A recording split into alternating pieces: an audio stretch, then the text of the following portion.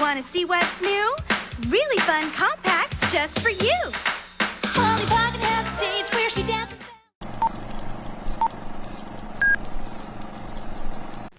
Good evening. Tonight we have a special informational broadcast about the effects of rust on iron and the new chemical warfare being used by German troops in World War I.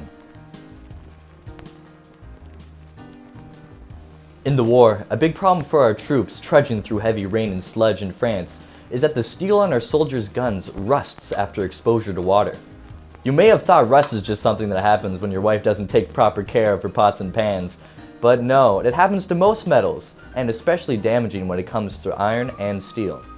In these cases, when iron comes in contact with water or heavy moisture in the air, the iron loses electrons and gives them to oxygen. This then creates iron oxide, which forms a red rust on the metal. Rust slowly eats away at the electrons, weakening the metal severely.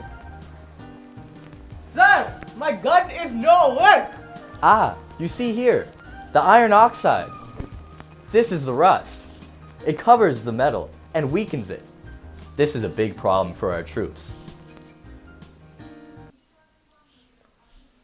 The reactants in this case are iron, oxygen, and water, while the product is iron 3 hydroxide. The equation for iron is, and the balanced form is. Now on to our next development. New and old soldiers, we have a very big announcement for your safety and others. So please, show this to your peers and the people around you. There has been a new chemical that has arrived from the Axis lines. This chemical is sulfur mustard, also known as mustard gas. This gas has a color of yellow with a garlic, mustard, and horseradish smell. So if you smell or see any yellow or horseradish or mustard and garlic, make sure to put on your mask.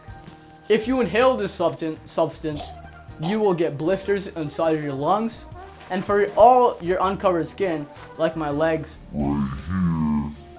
they will blister and create massive damage.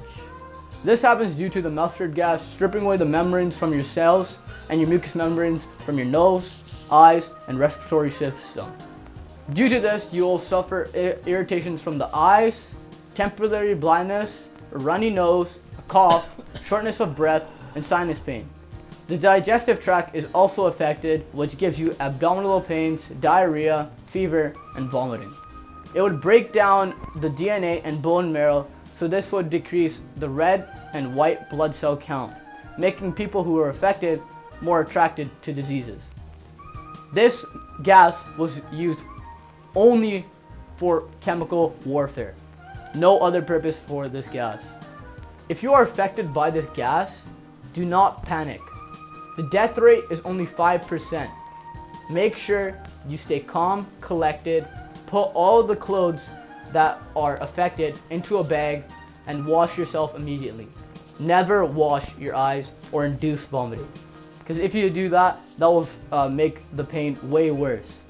This gas was used by the Germans in 1917. It was also used as medical treatment for a skin disease, but it is not allowed anymore due to the laws around it. So now I have to bring up my scientist, Adolf.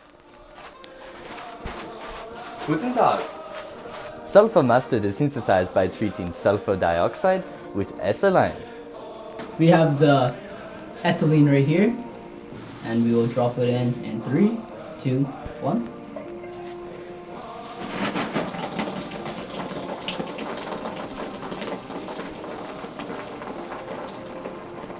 Guten Tag. Isn't your hand a bit warm? Scheiße. As you can see, our hands are destroyed and blistered. That's why you should never make mustard gas at home. In her shiny tutu, so pretty today. Polly Pocket, Polly's water fun park. As you can see by this, there's a lot of fire when you do this with mustard gas.